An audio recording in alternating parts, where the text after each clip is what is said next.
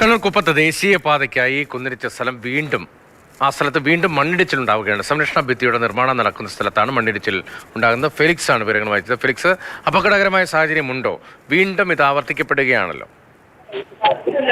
രതീഷ്, കഴിഞ്ഞ മഴക്കാലത്താണ് ഈ ഭാഗത്ത് തളിപ്പറമ്പ് കുപ്പത്ത് ഈ ദേശീയപാതയ്ക്ക് കുന്നിടിച്ചെടുത്ത് മണ്ണിടിഞ്ഞത്.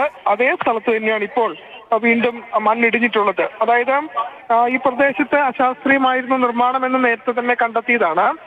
വീണ്ടും ഈ പ്രദേശത്ത് സംരക്ഷണ ഭിത്തി അടക്കം നിർമ്മിക്കുന്ന നിർമ്മാണ പ്രവൃത്തികളാണ് ഇപ്പോൾ നടന്നുകൊണ്ടിരുന്നത്. ആ സമയത്താണ് ഇപ്പോൾ വീണ്ടും മണ്ണിടിഞ്ഞിട്ടുള്ളത്. അതായത് റോഡിലേക്ക് മണ്ണ് ഇടിഞ്ഞു വന്ന് വീണിട്ടില്ല എന്നതാണ് ആശ്വാസകരമായ കാര്യം. പക്ഷേ ഇപ്പോൾ ഒരു വലിയ പാറക്കഷ്ണമടക്കം വിണ്ട് കീറി അവിടെയുണ്ട്. അതൊരു പക്ഷേ റോഡിലേക്ക് വന്ന് വീഴാനുള്ള സാധ്യത കാണുന്നുണ്ട്. അതുകൊണ്ട് ജാഗ്രത പാലിക്കണം.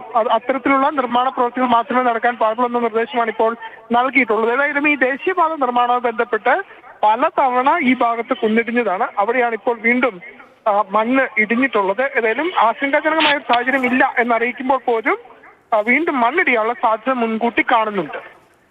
ശരി, ഫെലിക്സ് ആണ് വിവരങ്ങൾ നൽകിയത്.